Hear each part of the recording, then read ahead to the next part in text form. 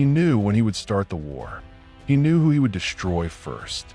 He knew that the world would remain silent. His name was Adolf Hitler. On September 1st, 1939, Europe awoke to explosions. But this war began much earlier. Long before the first bombs, long before the invasion, there were dozens of signals, warnings, documents, negotiations that no one paid attention to.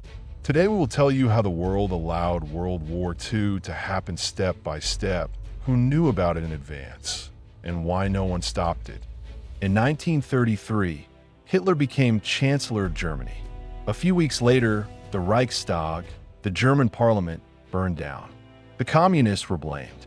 This became a pretext for destroying the opposition and establishing a dictatorship.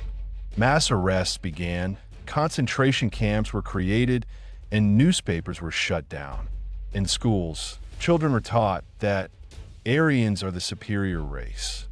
All of Germany was gradually turning into a military camp. And while the world was preoccupied with its own crises, Hitler was secretly preparing for war. 1936. Germany sends troops into the Rhineland, where the Treaty of Versailles had banned the deployment of armies. France could have stopped it with a single order, but didn't dare. Hitler would later say, "If the French had moved then, we would have fled without firing a shot." But no one moved. 1938. Anschluss of Austria. German tanks enter Vienna to applause. The world remained silent again. Later, the Munich Agreement.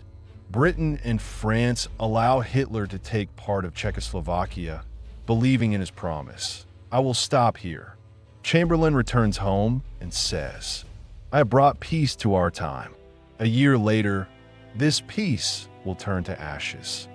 Many knew that Hitler was preparing for war. As early as 1934, British intelligence reported to the government that Germany was rebuilding its air force and tank units. French diplomats warned that Hitler was violating every treaty. But politicians preferred to appease rather than fight. Even Pope Pius XI openly condemned Nazism and its lies in his 1937 encyclical Mit brennender Sorg. His text was secretly brought into Germany at the risk of death. And Soviet intelligence regularly reported to Moscow in 1938 to 39. Germany is preparing to strike Poland. Everyone knew, but no one wanted to believe it. August 23, 1939. Moscow. The Molotov-Ribbentrop Pact, an agreement between the USSR and Germany, is signed. Officially, it is a non-aggression pact. Unofficially, it is about the division of Europe. Secret protocols determined Poland would be divided in half. Lithuania, Latvia, Estonia, and Finland would fall under Soviet sphere of influence. Stalin gained time. Hitler gained freedom to strike. September 1st, 1939, 4:45 a.m.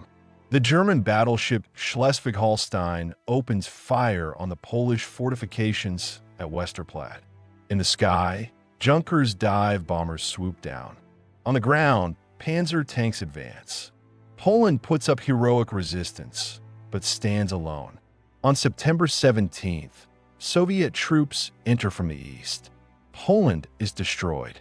World War II has begun. Britain and France declared war on Germany, but did not fire a shot. Months of waiting. Newspapers wrote, "Peace on the front, despite the war." While the Allies waited, Hitler took action. In the spring of 1940, he captured Denmark and Norway. Then, the Netherlands, Belgium, and France. Europe fell in a matter of weeks. For Hitler, the war was not only fought on the battlefield, but also in people's minds. Propaganda minister Joseph Goebbels created an entire industry of lies. Radio, films, posters, everything conveyed the same message. We are invincible. We are right. We are victims. Millions believed it. And under this banner, they went to kill their neighbors. Propaganda became a weapon no less powerful than tanks. There were those who saw the catastrophe coming. German generals Ludwig Beck, Hans Ost, and others planned a coup against Hitler as early as 1938. Their plan failed. Society supported the Führer. Polish intelligence reported a concentration of troops at the border. Winston Churchill warned Parliament, "Between shame and war, you have chosen shame, and you will get war." But at the time, he was considered an alarmist. World War II claimed more than 70 million lives. War does not begin with a gunshot. It begins with indifference, with silence. Every time someone thinks they can rewrite history by force, history repeats itself. Remember this, so that we don't have to start again with the phrase, "He knew," and we remained silent.